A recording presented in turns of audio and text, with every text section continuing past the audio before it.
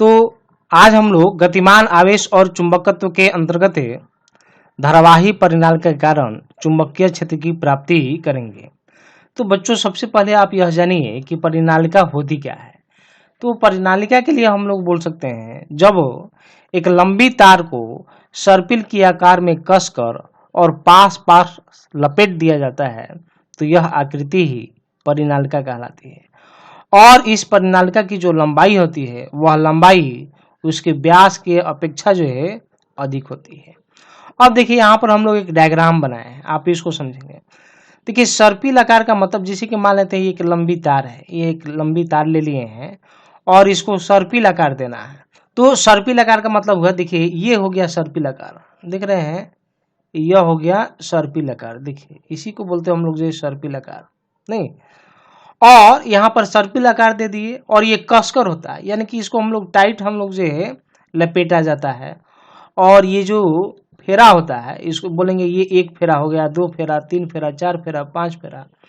और इस तरह से परिनालिका में जो है हजारों फेरा या उससे भी अधिक जो है फेरा होती है। और ये सारा फेरा जो है एक दूसरे के क्लोज रहता है, काफी नजदीक रहता है। तब यह जो व्यवस्था होगी इस व्यवस्था को ही परिनालिका कहते हैं। और इसकी जो लंबाई होगी, देख रहे हैं ये हो जाएगा लंबाई और ये हो जाएगा इसका व्यास, देख रहे हैं ये हो जाएगा इसका व्यास। तो इसकी जो लंबाई होगी इसके व्यास के रिस्पेक्ट में जो है अधिक होगी, यानी कि लंबाई अधिक होगी, व्यास इसके अपेक्षा जो है बहुत कम होगा। तो यह व्यवस्था कहलाएगा परिनालिका।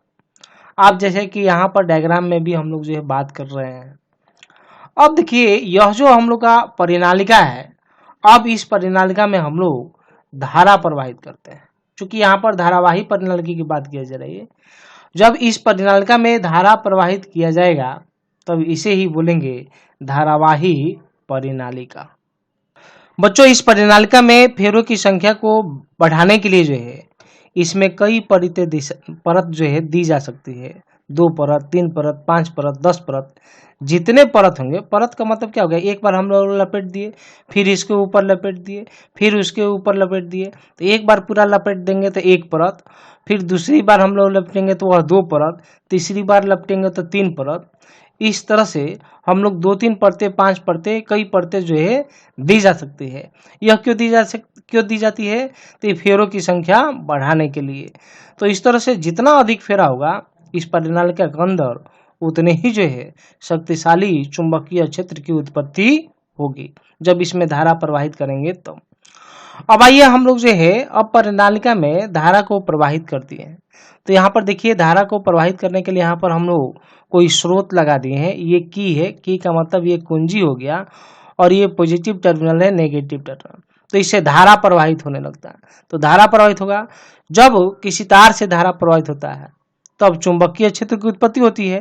तो देखिए चुंबकीय क्षेत्र, ये जो आप देख रहे हैं ये जो लाइन है ये सारा चुंबकीय क्षेत्र रेखाओं की दिशा को प्रदर्शित कर रहा है। तो जब धारा परिनालिका में धारा प्रवाहित करते हैं तो इस तरह से चुंबकीय क्षेत्र रेखाओं की जो है उत्पत्ति होती है। अब इस पॉइंट पर जब आप ध्यान देंगे तो यहाँ पर जो है धारा बाहर की तरफ आ रहा है, धारा बाहर की तरफ आ रहा है। यहाँ पर धारा बाहर की तरफ, धारा बाहर की तरफ, देख रहे हैं धारा बाहर की तरफ आ रहा है। और नीचे में यहाँ पर आप जब ध्यान देंगे तब जो है धारा अंदर की तरफ जा रहा है। तो जब बाहर की तरफ आ रहा है तो हम लोग डॉट डॉट दिखाएं, इससे यह प्रतीत हो गया कि धारा जो है बाहर की तरफ। और यहाँ पर देखिए अंदर की तरफ हो जाएगा, यहाँ भी अंदर की तरफ हो जाएगा, यहाँ भी अंदर की तरफ, यहाँ भी अंदर की तरफ, और यहाँ पर भी अंदर की तरफ हो जाएगा। अब देखिए बच्चों हम लोग जो चुंबकीय क्षेत्र की दिशा इधर से इधर होगा, इधर से इधर होगा, ये कैसे मालूम चलेगा। हम लोग तो यहाँ डायग्राम में यह दिखा दिए हैं चुंबकीय क्षेत्र की जो दिशा होगी वह यहाँ बाएं से दाएं की तरफ होगी, तो इधर ही क्यों होगी। तो इसके लिए हम लोग क्या किए, यहाँ पर जो है देख रहे हैं दाहिना हाथ लिए हैं और दाहिने हाथ को हम लोग क्या किए हैं अपने चारों उंगलियां और अंगूठों को एक दूसरे के लंबवत रख दिए हैं। अब जिधर भी धारा आपका प्रवाहित हो रही है, तो धारा देख रहे हैं बच्चों इस तरह से प्रवाहित हो रही है, तो धारा जो है ऊपर से नीचे की तरफ आ रही है। तो धारा के अनुदिश, इस सर्पिल आकार में जो धारा प्रवाहित हो रही है, धारा के अनुदिश जो है हम लोग उंगलियों को घुमाती है। तो उंगलियों का घुमाव जो है धारा की तरफ लगा दिए हैं और अंगूठा तो इसके लंबवत है ही। अब देखते हैं अंगूठा किधर है। जिधर भी अंगूठा होगा उधर ही चुंबकीय क्षेत्र की दिशा होगी। तो हम लोग जब उंगलियों को घुमाएंगे तो इस तरह से आ जाएगा ऊपर से नीचे की तरफ, तो चुंबकीय क्षेत्र की दिशा बाएं से दाएं की तरफ प्राप्त हो जाएगी। अब इसके अंदर या जो धारावाही परिनालिका है, इसके कारण चुंबकीय क्षेत्र कैसे उत्पन्न होगा उसका आइए हम लोग कैलकुलेशन करते हैं। बच्चों, धारावाही परिनालिका के कारण चुंबकीय क्षेत्र की प्राप्ति के लिए हम लोग यहाँ पर कुछ कंसीडर किए हैं, हम लोग कुछ माने हैं।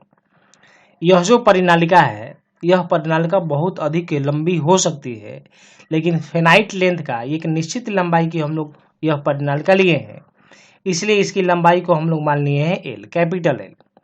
और इस परिनालिका में जो फेरों की संख्या है, वह फेरों की संख्या को हम लोग कैपिटल एन से दिखाते हैं। इसी परिनालिका के लिए प्रति एकांक लंबाई में जो फेरों की संख्या है वह स्मॉल एन से दिखाए हैं।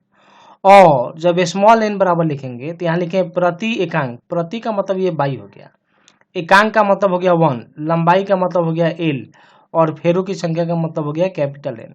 इस तरह से स्मॉल एन बराबर हो जाएगा कैपिटल एन बाई एल। और यह कैपिटल एन बराबर लिखेंगे तो ये क्रॉस मल्टीप्लिकेशन करेंगे हम लोग, तिरछा तिरछे गुना करेंगे, तो एन इंटू एल यानी कि कैपिटल एन बराबर हो जाएगा एन इंटू एल।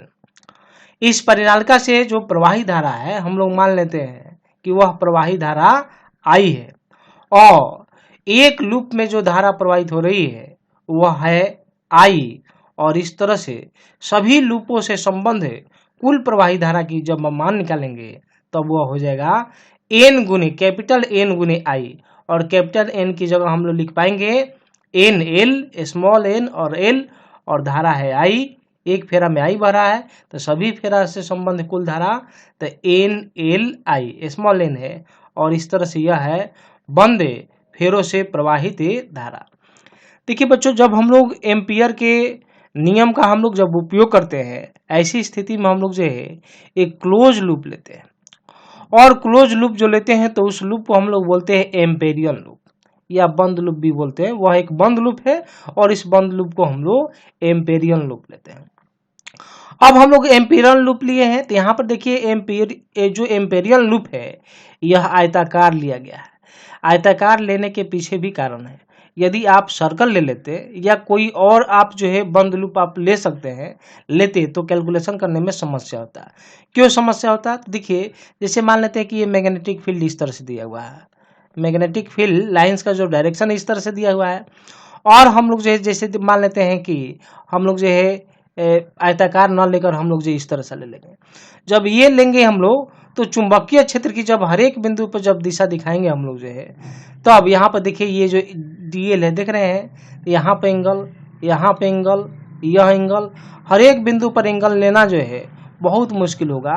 जब एंगल लेना मुश्किल हो जाएगा, हर एक पॉइंट पर जो है हम लोग को एंगल अलग अलग लेना पड़ेगा। जब अलग अलग एंगल लेंगे तो कैलकुलेशन थोड़ा सा बहुत लेंदी हो जाएगा, कैलकुलेशन करना डिफिकल्ट हो जाएगा। इसलिए हम लोग जो बंद लूप की जो कल्पना करते हैं अपने सहूलियत के हिसाब से हम लोग काम करते हैं, जिससे हमारा काम आसान हो जाए, यानी कि कैलकुलेशन इजी हो। इसलिए हम लोग जो बंद लूप की अवधारणा करते हैं वह आयताकार करते हैं। तो आयताकार करेंगे क्यों किए यहाँ पर, यहाँ पर कैलकुलेशन करेंगे तो देखिए आपको और भी इजी में समझ में आ जाएगा। लेकिन यहाँ पर हर एक बिंदु पर जो है हर एक बिंदु पर जो है एंगल जो है निकालना पड़ेगा और वहाँ पर इंटीग्रेशन करना पड़ेगा, कैलकुलेशन बहुत ही डिफिकल्ट हो जाएगा। इसलिए यहाँ पर बंद लूप आयताकार ही लेंगे। तो बच्चों हम लोग यहाँ पर लिख सकते हैं एम्पियर के परिपथीय नियम से। तो हम लोग फॉर्मूला पढ़े हैं close integration B dot D L बराबर म्यू नॉट समेशन आई, और ये क्लोज लूप है। तो क्लोज लूप क्या है, ए बी सी डी ए। तो हम लोग यहाँ पर लिख सकते हैं close loop A B C D A, और ये हो जाएगा बी डॉट डी एल, और ये हो जाएगा म्यू नॉट है। और ये देखिए जो समेशन आई है, ये समेशन आई की जगह हम लोग जो है कैलकुलेशन यानी कि कुल धारा निकाले थे, बंद फेरों से प्रवाहित कुल धारा, तो मान आया था NLI, ये समेशन आई का है, तो ये वैल्यू पुट कर देंगे हम लोग, तो यहाँ पर हम लोग लिख पाएंगे NLI। अब दी इसको मान लेते हैं हम लोग समीकरण फर्स्ट। अब हम लोग क्या करते हैं, इसको एक्सपेंड करते हैं। अब देखिए इसको हम लोग एक्सपेंड करेंगे तो देखिए यहाँ पर लिख पाएंगे क्लोज इंटीग्रेशन ABCDA B.DL। अब क्या करते हैं, हर एक सेक्शन पर देख रहे हैं, A से B के लिए, B से C के लिए, C से D के लिए, D से A के लिए हम लोग यहाँ पर काम करते हैं। काम करेंगे तो लिखेंगे इंटीग्रेशन हम लोग कहाँ से कहाँ तक, तो देखिए A से पहले इस लंबाई के लिए यहाँ पर एक अल्पांश हम लोग ले लिए DL, और यहाँ पर काम करेंगे तब देखिए हम लोग लिख पाएंगे A से B तक, और ये हो जाएगा B.DL प्लस अब C से B से C तक, फिर लिखेंगे हम लोग इंटीग्रेशन B to C, और ये हो जाएगा B.DL। फिर लिखेंगे C से D, C से D, और ये हो जाएगा B.DL, और फिर प्लस लिखेंगे D से A, और ये हो जाएगा ये A है B.DL। ध्यान रखना बच्चों, यहाँ पर क्लोज लूप देते हैं, यहाँ पर क्लोज लूप आप नहीं देंगे आप, क्योंकि अब ये लाइन हो गया, देख रहे हैं एक रेखा हो गया, ये क्लोज लूप नहीं है, A से B क्लोज लूप नहीं है हमारा, देख रहे हैं एक लाइन है, तो ये लीनियर इंटीग्रेशन हो गया आपका। अब यहाँ पर इसको और हम लोग डॉट है, डॉट को हटाएंगे तो यहाँ पर cos थीटा लिखेंगे। तो आइए यहाँ पर अब एक्सपेंड करते हैं हम लोग जो, अब देखेंगे A to B, और ये हो जाएगा B.DL, और यहाँ पर देखिए चुंबकीय क्षेत्र देख रहे हैं, चुंबकीय क्षेत्र की दिशा जो है इधर से इधर है, ये देख रहे हैं B को दिखाए हुए इधर से इधर है, और लंबाई भी इसी का अनुदिश में है, AB इधर ही है, यानी कि दोनों के बीच का एंगल 0 डिग्री, तो यहाँ हम लोग लिख पाएंगे cos 0 डिग्री। अब उसके नेक्स्ट आगे आएंगे हम लोग, फिर लिखेंगे B to C B.DL। अब देखिए यहाँ पर अब अल्पांश हम लोग जो है एलिमेंट यहाँ DL इधर ले लेंगे, तो लंबाई इधर हो जाएगा, और चुंबकीय क्षेत्र इधर है, तो दोनों के बीच का एंगल कितना डिग्री, 90 डिग्री, यहाँ लिख पाएंगे हम लोग cos 90 डिग्री। फिर देखिए C से D के लिए काम करेंगे, यहाँ लिखेंगे हम लोग C से D, C है ये, C से D तक आए हैं, और ये लिखेंगे B.DL, और ये देखिए अब इसका अनुदिश है, यहाँ पर जो चुंबकीय क्षेत्र हो जाएगा, यहाँ पर हम लोग अभी cos थीटा लिख देते हैं, यहाँ पर कोई भी चुंबकीय क्षेत्र नहीं होगा, यानी कि परिनालिका के बाहर जो है, देख रहे हैं CD जो लाइन है परिनालिका के बाहर हो गई है, इसलिए ये यहाँ पर चुंबकीय क्षेत्र का मान 0 होगा। अब सवाल है चुंबकीय क्षेत्र का मान यहाँ पर 0 कैसे होगा, तो 0 इसलिए होगा क्योंकि बच्चों देखिए हम लोग शुरुआत में जो है एक बाहर की तरफ जो है एक इस तरह से लिए थे चुंबकीय क्षेत्र रेखा की दिशा, एक पॉइंट हम लोग बच्चों यहाँ पर मान लेते हैं, और एक दूसरा पॉइंट हम लोग यहाँ मान लेते हैं, एक तीसरा पॉइंट हम लोग यहाँ लेते हैं। अब मान लेते हैं कि इस वाला पॉइंट को हम लोग जो यहाँ पर ये ऊपर में मान लेते हैं, इसको छोड़ देते हैं, यहाँ पर मान लिए, और एक यहाँ है, इसको मान लीजिए 1, इसको मान लेते हैं 2, और इसको मान लेते हैं हम लोग 3। अब चूंकि सबसे ऊपर वाला पॉइंट हम लोग यहाँ नहीं है, तो देखिए यहाँ पर जो चुंबकीय क्षेत्र की जो दिशा हो जाएगी वह इस तरफ हो जाएगी। स्पर्श रेखा खींचते हैं हम लोग चुंबकीय, यहाँ पर चुंबकीय क्षेत्र की दिशा ये है चुंबकीय क्षेत्र रेखा, जो रिंग वाला है वह है चुंबकीय क्षेत्र रेखा, और चुंबकीय क्षेत्र रेखा के किसी भी बिंदु पर जो स्पर्श रेखा खींची जाती है वह स्पर्श रेखा जो है वहां पर चुंबकीय क्षेत्र की दिशा को प्रदर्शित करती है। तो ये चुंबकीय क्षेत्र की दिशा को यहाँ पर प्रदर्शित, यहाँ पर स्पर्श रेखा खींचेंगे तो ये इस तरह से हो जाएगा, यहाँ पर खींचेंगे तो ये इस तरह से हो जाएगा। तो बाहर में हम लोग कोई पॉइंट नहीं है, ये देखिए एक लूप ये है, देख रहे हैं एक लूप ये है, एक लूप है ये, अगल बगल बहुत सारा लूप होगा। हम लोग किसी एक पॉइंट पर हम लोग जो चुंबकीय क्षेत्र का बात करते हैं, तो एक पॉइंट पर चुंबकीय क्षेत्र का बात करेंगे, यहाँ पर देखिए तो इस चुंबकीय क्षेत्र की दिशा इधर हो जाएगी, एक लूप इसके पीछे है, इसके पीछे लूप, तो इसके कारण चुंबकीय क्षेत्र इधर है। तो अब हम लोग एक ही पॉइंट पर सबको लाएंगे, तो ये लाएंगे तो ये चुंबकीय क्षेत्र की दिशा इधर जाएगी। अब इसके आगे भी एक लूप है देख रहे हैं, और चुंबकीय क्षेत्र की दिशा इधर है, इसको भी हम लोग इसी पॉइंट पर लाते हैं तो ये हो जाएगा इधर।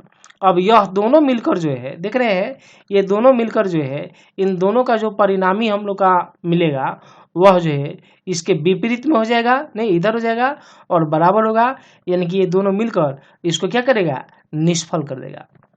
इस तरह से बाहर हम लोग एक पॉइंट का बात किए हैं, हर एक पॉइंट पर जो इसी तरह से होगा और इस तरह से परिनालिका के बाहर चुंबकीय क्षेत्र का मान 0 हो जाता है। तो यह चुंबकीय क्षेत्र का मान क्या हो जाएगा, 0 हो जाएगा। अब आगे आएंगे हम लोग जो है डी से ए की तरफ, फिर यहाँ लिख पाएंगे हम लोग डी से ए की तरफ और यहाँ लिख पाएंगे हम लोग जो है डी डी एल, यहाँ पर डॉट नहीं, ये हम लोग नहीं देंगे, अब ये बी डी एल और ये जगह कॉस। अब देखिए ये फिर देखिए अल्पांश इधर ले लेंगे, चुंबकीय क्षेत्र इधर है 90 डिग्री, तो जगह कॉस 90, तो देखिए कॉस 90 0 हो जाता है, कॉस 90 0 हो जाता है, यह तो 0 है, यानी कि यह तीनों क्या हो गया, 0 हो गया। अब यहाँ पर हम लोग का अकेला, यानी कि इस सब की जब इसका हम लोग जब एक्सपेंड किए केवल इसका वैल्यू आ जाएगा और ये हो जाएगा ए टू बी और B D L cos 0 1। B को हम लोग बाहर कर देंगे तो हम लोग लिख पाएंगे ए टू बी और ये हो जाएगा डी एल और ये हो जाएगा बी, और देखिए हम लोग इंटीग्रेट कर देंगे तो ये हो जाएगा एल, और इस तरह से यानी कि इसका इंटीग्रेशन, तो ये परिनालिका की लंबाई चूंकि एल माने हैं इसलिए यहाँ पर हम लोग लिख देंगे एल, तो ये वैल्यू आ गया हम लोग का दूसरा, यानी कि इसको मान लेते हैं समीकरण 2। यह आया है close integration A B C D A B dot D L के लिए, देख रहे हैं यहाँ पर काम किए हैं ये। तो आप समीकरण 1 और समीकरण 2 को आप ध्यान से देखेंगे, तो समीकरण 1 और 2 को ध्यान से देखेंगे तो देखिए एलएचएस समान है, देख रहे हैं यहाँ पर एलएचएस यह है समीकरण 1 में, एलएचएस समीकरण 1 में यह है। तो जब एलएचएस समान होगा तो आरएचएस भी समान होगा, इसलिए इस दोनों को हम लोग क्या करेंगे, आरएचएस को इक्वेट कर देंगे, यानी कि इसको इसके बराबर हम लोग लिख देंगे। तो यहाँ पर हम लोग लिख सकते हैं समीकरण 1 और 2 से, तो आरएचएस बराबर एलएचएस बराबर है तो आरएचएस भी बराबर हो जाएगा। तो यहाँ पर लिख पाएंगे हम लोग बीएल बराबर म्यू नॉट एन एल आई, और एल से एल क्या हो जाएगा, कैंसिल हो जाएगा, तो बी बराबर आपको मिल जाएगा म्यू नॉट एन आई, और यह हो गया परिनालिका के अंदर, केवल क्या परिनालिका के अंदर चुंबकीय क्षेत्र का मान हम लोग निकाले। तो परिनालिका के अंदर जो है चुंबकीय क्षेत्र का मान समरूप चुंबकीय क्षेत्र का मान प्राप्त होगा और ये मान मिलेगा बी बराबर म्यू नॉट एन आई, या आप बी बराबर ऐसा भी लिख सकते हैं म्यू नॉट एन आई और बाई एल, यह भी हम लोग लिख सकते हैं, क्योंकि जो स्मॉल एन होता है प्रति एकांक लंबाई में फेरों की संख्या, यानी कि एन बराबर होता है कैपिटल एन बाई एल, तो यहाँ पर हम लोग काम कर सकते हैं। अगर यह माने जनरली यही हम लोग का फेरों की संख्या और लंबाई दी गई रहती है, इसलिए हम लोग जो इस रूप में लिखकर और क्वेश्चन को हम लोग इजी वे में सॉल्व कर लेते हैं। अब इस परिनालिका के किनारे जो है किसी बिंदु पर हम लोग को जो है चुंबकीय क्षेत्र, तो यहाँ पर लिख सकते हैं परिनालिका के किनारे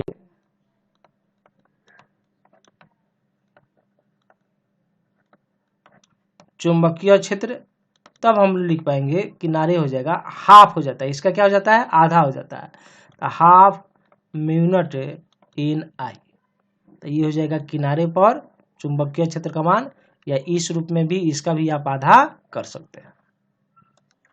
देखिए एक प्रश्न आपके सामने दिया गया है, 2 मीटर लंबी और 0.2 मीटर व्यास वाली कांच की नली पर तार लपेटकर परिनालिका बनाई जाती है। तो मान लेते हैं ये कांच का नली है, ये कांच का नली हम लोग ले लिए और इस कांच की नली पर जो है तार लपेटकर परिनालिका बनाई गई है। तो ये इस तरह से हम लोग क्या किए हैं, तार लपेटकर जो है परिनालिका बना लिए, और इस तार से 2 एम्पियर, यानी कि इसको स्रोत से जोड़ेंगे, तो हम लोग स्रोत से जोड़ दिए, यहाँ पर यह जोड़ दिए, ये इधर आएगी और ये प्लस और ये माइनस, और इसे कितना एम्पियर का धारा प्रवाहित हो रहा है, तो ये है 2 एम्पियर की धारा प्रवाहित हो रही है। तो इसके मध्य में यानी कि इसके अंदर ना चुंबकीय क्षेत्र का मान निकालना है, और फेरों की संख्या देखिए ये 1 फेरा है, 2 फेरा, 3 फेरा, इस तरह से फेरों की संख्या कितनी है 1200, ये बहुत सारा फेरा भी हो सकता है, 1000 फेरा, 2000 फेरा, 4000 फेरा, 5000, 6000, बहुत सारे फेरा हो सकते हैं। अभी क्वेश्चन में जो है 1200 फेरा दिया गया है। यहाँ पर सब चीज को हम लोग डाटा को यहाँ पर लिख देते हैं। लंबाई दिया गया है यानी कि एल बराबर ये हो जाएगा 2 मीटर, और ये जो है व्यास है हम लोग का, देख रहे हैं ये व्यास है, यानी कि डी बराबर लिख दीजिए 0.2 मीटर। और धारा प्रवाहित हो रहा है यानी कि आई बराबर दिया गया है 2 एम्पियर, और परिनालिका के मध्य चुंबकीय क्षेत्र का मान निकालना है, यानी कि बी बराबर क्वेश्चन मार्क, और फेरों की संख्या दी गई है एन बराबर दिया गया है 1200, इसका कुछ भी मात्रक नहीं होगा। तो हम लोग मध्य में अंदर में चुंबकीय क्षेत्र के लिए हम लोग फॉर्मूला पढ़े हैं म्यू नॉट एन आई, और इस एन की जगह हम लोग लिख सकते हैं कैपिटल एन बाई एल। तो बी बराबर म्यू नॉट और कैपिटल एन आई और बाई एल, यह भी हम लोग लिख सकते हैं। अब देखिए म्यू नॉट का वैल्यू क्या रखेंगे। अब देखिए हम लोग पहले से जानते हैं म्यू नॉट बाई 4 पाई बराबर 10 के पावर -7, तो म्यू नॉट बराबर लिखना चाहेंगे तो 4 पाई गुने 10 के पावर -7 हम लोग लिख सकते हैं। तो यहीं से मान हम लोग को लेना है। तो म्यू नॉट का मान आ गया, आप लिख सकते हैं 4 पाई गुने 10 के पावर -7। एन, तो एन कितना है 1200, यहाँ लिख देंगे हम लोग 1200, और गुना धारा कितनी है, तो धारा प्रवाहित हो रहा है 2 एम्पियर, तो यहाँ लिख देते हैं 2 एम्पियर, और लंबाई कितनी है 2, तो ये दे दिए 2, और ये 2 से 2 क्या हो जाएगा, कैंसिल हो जाएगा। तो 12 गुने 4, तो कितना लिख सकते हैं 12 गुने 4 यानी कि 48 पाई, और ये 100 रह गया हम लोग का, देख रहे हैं ये 100 है, और ये 10 के पावर -7 है, तो हम लोग लिख सकते हैं 10 के पावर -5, और चुंबकीय क्षेत्र का मात्रक क्या होता है टेस्ला। इस तरह से आंसर हो जाएगा 48 पाई गुने 10 के पावर -5 टेस्ला।